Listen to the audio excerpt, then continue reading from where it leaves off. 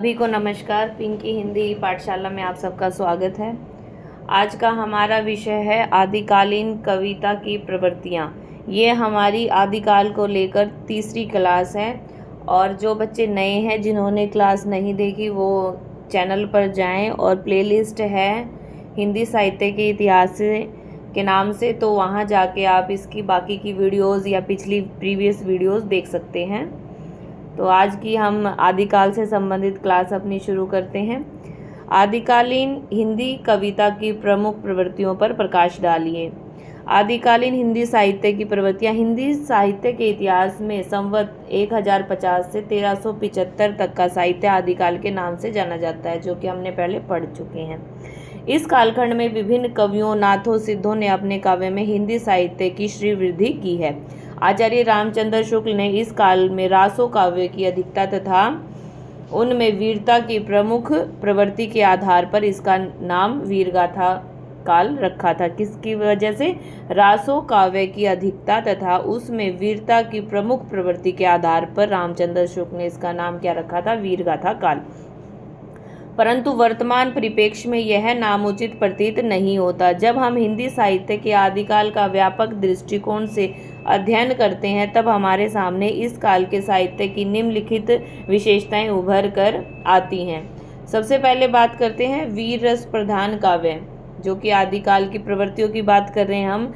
उसमें सबसे पहले प्रवृत्तियां या विशेषताएं, सबसे पहले है हमारा वीर रस प्रधान काव्य आदिकाल में। आदिकालीन रासो काव्य की सर्व प्रमुख विशेषता इसका वीर रस प्रधान है।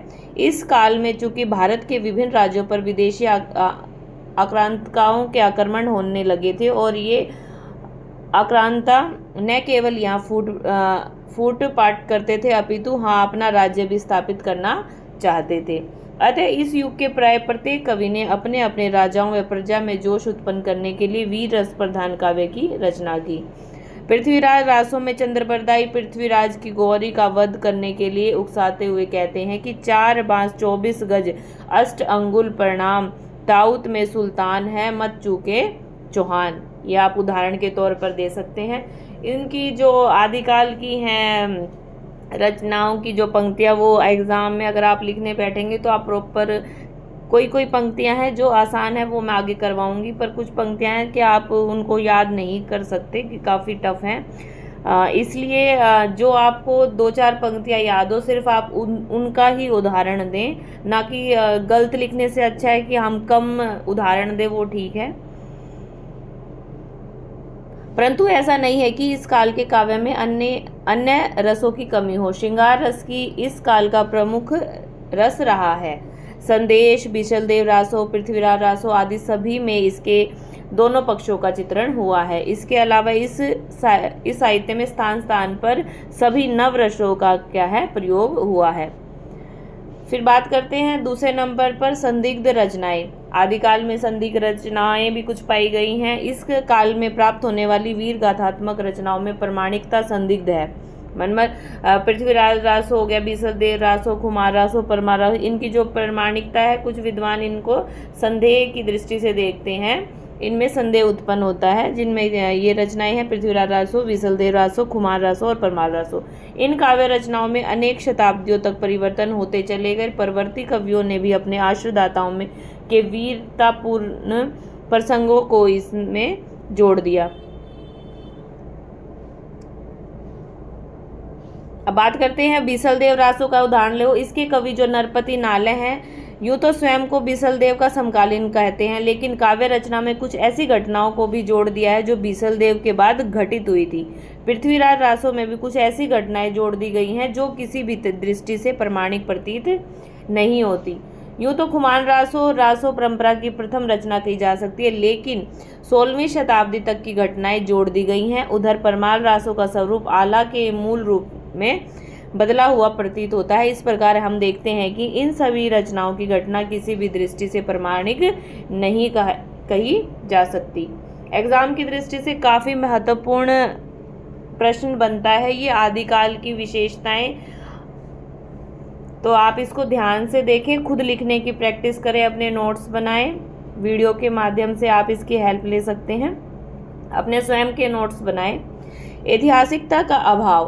कहने को तो काव्य रचना ऐतिहासिक है, लेकिन इसमें ऐतिहासिकता का पूर्ण अभाव है। इन रचनाओं में केवल इतिहास प्रसिद्ध राजाओं की वीरता का अतिशयोक्तिपूर्ण शैली में वर्णन किया गया है, लेकिन कवि ने बहुत ऐसे भी जोड़ दिया है जिसका इतिहास से कोई संबंध नहीं है, बल्कि हम कह सकते हैं कि इन काव्य रचनाओं में ऐतिहासिक तथ्यों की सर्वथा कमी है। इस संदर्भ में डॉक्टर हजारी प्रसाद द्विवेदी लिखते हैं, भारतीय कवियों ने इतिहास नाम भर को लिया, शैली उनकी वही पुरानी रही, जिनमें काव्य निर्माण की ओर अधिक ध्यान था, विवरण संग्रह की ओर कम ध्यान था, कल्पना विलास का अधिक मान था, तथ्य निरूपण का इसमें कम था। वेरी इंपॉर्टेंट इनका कथन है, ये आप एग्जाम में लिख भी सकते हैं। अगर आपको पंक्तियां नहीं याद है तो एग्जाम में आप 1-2 कोट किसी भी राइटर का संबंधित जिसने आदिकाल पे कुछ लिखा है तो आप उसके अपने नोट्स में 2-3 राइटर्स हैं जो तो उनके आप कथन है जिसने आदिकाल के बारे में कुछ कहा है तो आप वो भी लिख सकते हैं। युद्धों का सजीव वर्णन। इस काल के चारण कवि केवल कलम के ही धनी नहीं थे, बल्कि तलवार के भी धनी थे। आवश्यकता पड़ने पर वो युद्ध क्षेत्र में अपनी वीरता का परिचय देते थे। ये कवि अपने आश्रयदाता की सूरवीरता और पराक्रम को दर्शाना चाहते थे, इसलिए इन दरबारी कवियों ने अपने आश्रयदाता के युद्ध कौशल के अतिशय कल्पना के आधार पर प्रस्तुत किया। अतिशोक्तिपूर्ण इन्होंने युद्ध कौशल का जिस दरबार में रहते थे उसी राजा का वर्णन अतिशोक्तिपूर्ण बढ़ा चढ़ाकर प्रस्तुत किया। हमें इस तथ्य को स्वीकार करना होगा कि युद्धों का चित्रण ही इस ग्रंथों का मुख्य विषय रहा और यह वर्णन सजीव, सुंदर और यथार्थपरक बन पड़ता है। विशेषकर पृथ्वीराज रासों में पृथ्वीराज, जयचंद और गौरी के युद्ध उल्लेखनीय हैं। चंद्रबरदाई तथा अन्य चारण कवियों ने बड़ी स्वाभाविकता के साथ युद्ध का चित्रण किया है। परमाल रासों ने आला उदल की 52 लड़ाइयों का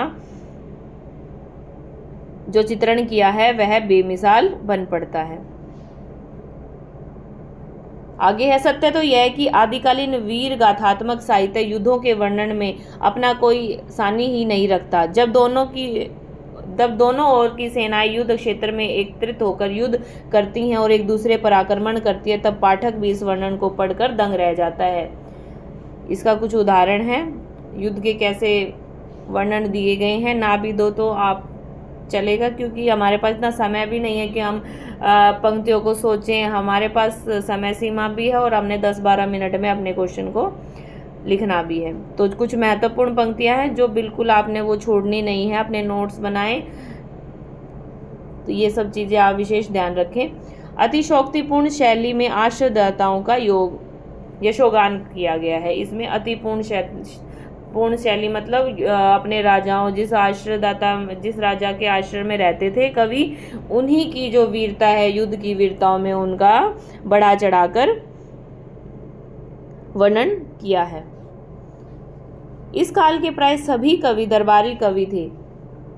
उन्होंने अपने आश्रयदाताओं को प्रसन्न करने के लिए अतिशयोक्तिपूर्ण शैली अपनाते हुए उनका यशोगान किया है। वे अक्सर ओजस्वी भाषा द्वारा अपने आश्रयदाताओं की वीरता, उसके युद्ध कौशल और ऐश्वर्य का वर्णन करते हुए दिखाई देते हैं।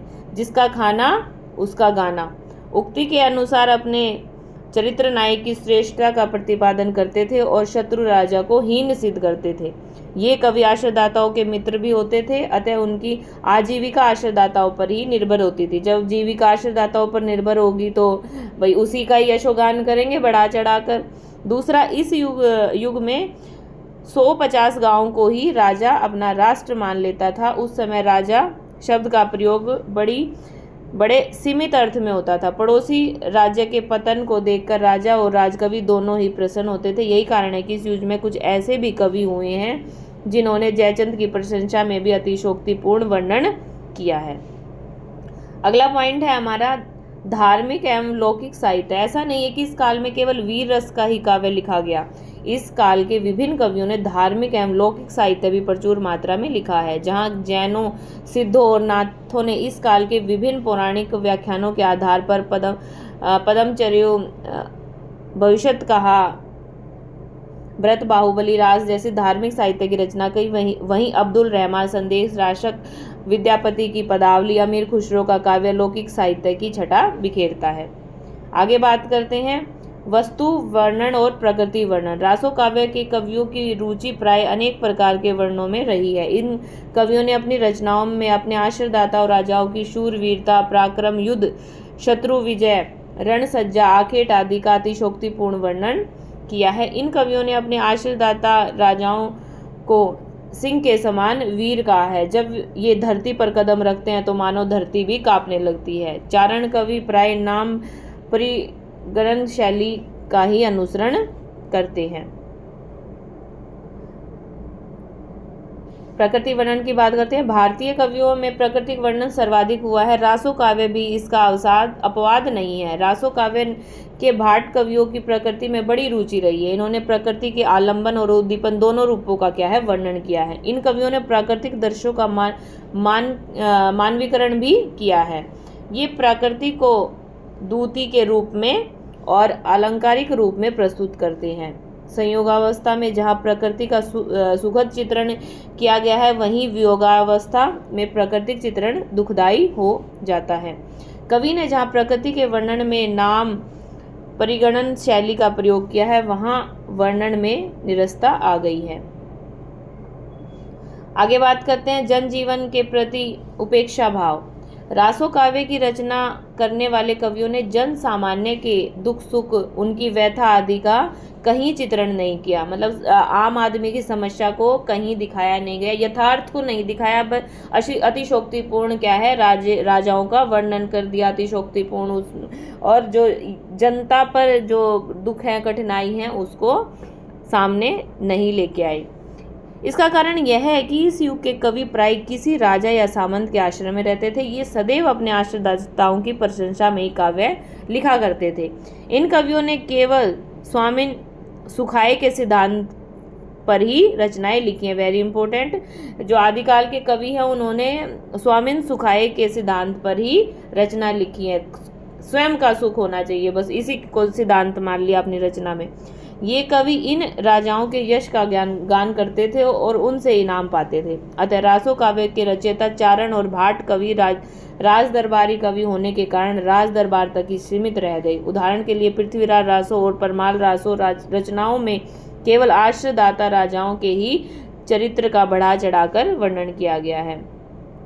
केवल एकाध स्थल ऐसे ही दिखाई देते हैं जिसमें खेतों में काम करने वाले जाटनी या पानी भरने वाली पनिहारियों का उपमान के रूप में वर्णन है। इस प्रकार संपूर्ण रासो काव्य में सामान्य जनजीवन के प्रति उपेक्षा की भाव दृष्टिगोचर होते हैं, किंतु फिर भी ऐतिहासिक और साहित्यिक दृष्टि से रासो काव्य का महत्व असंदिग्ध है। भाषा विज्ञान की दृष्टि से यह काव्य आज बड़ा ही महत्वपूर्ण सिद्ध हो गया है। रसों का प्रयोग। रासो काव्य में वीर रस के साथ साथ श्रृंगार रस का सुंदर मिश्रण किया गया है। इस काल में रचित वीर गाथात्मक रचनाओं में वर्णित युद्धों का मुख्य कारण कोई ना कोई राजकुमारी ही होती थी। अतः इन काव्यों में वीर रस और श्रृंगार रस दोनों का स्वाभाविक रूप से समावेश हो जाता है। इन रचनाओं में श्रृंगार के वियोग और संयोग दोनों रूपों का प्रयोग होता है। उदाहरण के लिए बीसलदेव रासों में श्रृंगार के दोनों पक्षों का प्रयोग प्राप्त होता है। संयोग श्रृंगार में कवि ने षड ऋतु वर्णन, रूप सौंदर्य वर्णन, वैसंधि, नक्षिक वर्णन आदि का बड़ा ही मार्मिक चित्रण किया है। इस प्रकार से पृथ्वीराज रासों में पद्मावती की वैसंधि का चित्रण भी बड़ा मनोहारी है। पृथ्वीराज रासों में पद्मावती के सौंदर्य का वर्णन किया गया है। इस प्रकार मनु कला सम भन कला 1600 बन्य बाल बैस शशि ता समीप अप्रीतम रस पीने। ये वेरी इंपॉर्टेंट लाइन है आदिकाल की। श्रृंगार और वीर रस दोनों रसों को इकट्ठा करके कहा जा सकता है कि राजपूत राजाओं का एक ही लक्ष्य था। धे जीविते लभेते लक्ष्मी मृत्य चापी सुरंगना। जाकी आगे भी है, जाकी कन्या सुंदर देखी तापे जाई धरी तलवार। वेरी इंपॉर्टेंट, ये एक दो लाइनें आप कोट करेंगे तो आपको लगेगा हाँ इसमें वीर रस की प्रधानता थी, वियोग श्रृंगार रस की भी इसमें प्रधानता थी। इन वीर काव्य में वीर रस का भी प्रभावशाली चित्रण है, बल्कि वीर रस तो इन काव्य रचनाओं का प्रधान रस है। उनके सहायक रसों के रूप में रौद्र, विभत्स, भयानक आदि रसों का भी परिपाक देखा जा सकता है। उदाहरण के तौर पर आप ये पंक्ति लिख सकते हैं।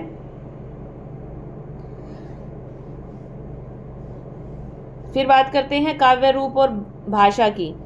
आदिकाल के प्रबंध और मुक्तक दोनों प्रकार की काव्य रचनाएं प्राप्त होती हैं। बीसलदेव रासो आदिकाल का प्राचीनतम प्रबंध काव्य है जिसमें नायिका की विरह व्यवस्था का सुंदर वर्णन किया गया है। पृथ्वीराज रासो एक अन्य प्रबंध काव्य है। रासो काव्य में प्राय देसी भाषा का प्रयोग हुआ है। इसे हम डिंगल पिंगल भी कहते हैं। डिंगल भाषा तत्कालीन राजस्थानी भाषा है। राजस्थान में उस समय मारवाड़ी, ढूंढानी, मेवाती, मालवी और बांगड़ी 5 बोलियां प्रचलित थी। मारवाड़ी को ही डिंगल भाषा कहा जाता है। तत्कालीन चारण और भाट कवियों ने डिंगल भाषा को ही भावाभिव्यक्ति का माध्यम बनाया।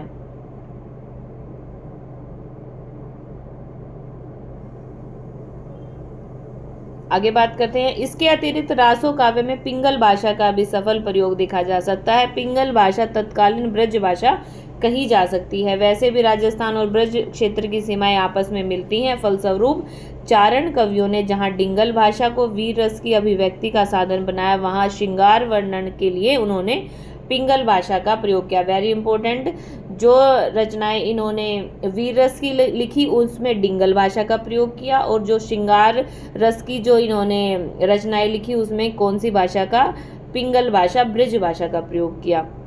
ये इसमें आप लिख सकते हैं उदाहरण के तौर पर, कुंजर ऊपर सिंह मतलब हाथी के ऊपर सिंह, सिंह ऊपर दोए पब, सिंह के ऊपर दोए मतलब पब्बे पर्वत, पर्वत के ऊपर मंथ, पब्बे ऊपर मंथ, पर्वत के ऊपर मंथ, मंथन करने वाला, मंथ ऊपर शशि सुंभे मतलब मंथ के ऊपर क्या है, चंद्रमा विराजमान है। शशि ऊपर एक कीर, शशि के ऊपर क्या है, एक कीर मतलब तोता, कीर ऊपर मृग बिठा, और कीर तोते के ऊपर क्या बैठा हुआ है, मृग बैठा हुआ है। मृग ऊपर कोदंड, मृग ऊपर क्या है, कोदंड मतलब धनुष है। संग कनंद बच्यो, बस यही संग क्या है, यही संग क्या है, बच गया है, या इसकी रक्षा हुई है। आप ऐसे आप उदाहरण के तौर पर लिख सकते हैं। छंद एवं अलंकार का प्रयोग हुआ है। इसमें कौन कौन से छंद अलंकार आए हैं, दोहा, तोटक, तोमर, पदरी, उल्लाला, छप्पे, कवित, भुजंगी, आलय, ये आप छंदों का आप लिख सकते हैं। नाम कुंडली आदि असंख्य छंदों का प्रयोग इस काव्य रचनाओं में किया गया है। अकेले पृथ्वीराज रासों में 68 छंदों का प्रयोग किया गया है। रासो काव्यों को छंदों का जंगल भी कहा जाता है। वेरी इंपॉर्टेंट, और आप ये कोट कर सकते हैं डॉक्टर हजारी प्रसाद द्विवेदी जी का कथन, वैसे तो तलवार ही हर झनकार में तोटक, तोमर और पदरी पर उतर आते हैं, पर जमकर वे छप्पे और दोहा में लिखते हैं। रासों के छंद जब बदलते हैं तो श्रोता के चित्त में प्रसंगानुकूल नवीन कंपन उत्पन्न करते हैं। फिर अलंकार की बात करते हैं। यमक, श्लेष, अनुप्रास, वक्रोक्ति आदि अलंकारों का इसमें सुंदर प्रयोग हुआ है। अलंकार प्रयोग स्वाभाविक है, इसमें मनोवैज्ञानिक है। अलंकार प्रयोग के कारण इस रचनाओं के सौंदर्य में पर्याप्त अभिव्यक्ति हुई है। इसमें अर्थ अलंकार में उपमा, रूपक, उत्प्रेक्षा, संदेह, दीपक, दृष्टांत आदि अलंकारों की प्रधानता देखी जा सकती है। उदाहरण के तौर पर एक उदाहरण यमक अलंकार का आप दे सकते हैं। अंग सुलक्षण हेम तन नग धरी सुरदी शीश, जिसके अंग सुंदर लक्षणों वाले हैं। अंग सुलक्षणी, जिसके अंग सुंदर लक्षणों वाले हैं, जिसका शरीर सोने के समान कांतिमान है। नग धरी सुरदी शीश, गोरी ग्रही गोरी गयो बिना जुद बुरी रीस। आगे कहा गया है कि और जिसके अपने सिर पर सुंदर रतन धारण किए हैं। नग धरी सुरदी शीश, सिर पर सुंदर नग धारण किए हैं, ऐसी गौरी, गौरी मतलब पार्वती को देख कर बिना जुद बुझी, ऐसी गौरी को देखकर क्या है, बिना युद्ध के ही क्रोध शांत हो गया। किसका, कामदेव का। इसमें गौरी के 2 मतलब है। गौरी ग्रही गोरी गयो मतलब गौरी मतलब पार्वती के लिए, और गोरी गयो मतलब शांत हो गया। किसका, क्या शांत हो गया, क्रोध शांत हो गया, बिना युद्ध के, बिना युद्ध के। तो आप इसमें यमक अलंकार का उदाहरण दे सकते हैं। या ऊपर ये पंक्तियां पढ़ी थी, कुंजर ऊपर सिंह, सिंह ऊपर दो पब्बे, इसका आप रूप ये आप दे सकते हैं। निष्कर्षतः हम कह सकते हैं कि हिंदी साहित्य की आदिकालीन रासो काव्य परंपरा अप्रमाणिक होते हुए भी पर्याप्त महत्वपूर्ण है। श्रृंगार और वीर रसों से आप्लावित ये रचनाएं पाठक को निश्चय ही आनंदित करती हैं। तो ये था आज हमारी क्लास में आदिकाल से संबंधित महत्वपूर्ण प्रश्न। ये हमारी आदिकाल से संबंधित तीसरी क्लास है। जो भी वीडियो पर नए हैं, जो वीडियो को देख रहे हैं, प्लीज़ चैनल पर जाएं। इसकी प्रीवियस वीडियो चैनल में प्लेलिस्ट में आपको ज़रूर मिलेगी। आप वहां से अपनी पूरी वीडियो प्लेलिस्ट से वीडियो देखें और चैनल को सब्सक्राइब करें। वीडियो पसंद आए तो लाइक करें। मिलते हैं नेक्स्ट वीडियो में। धन्यवाद।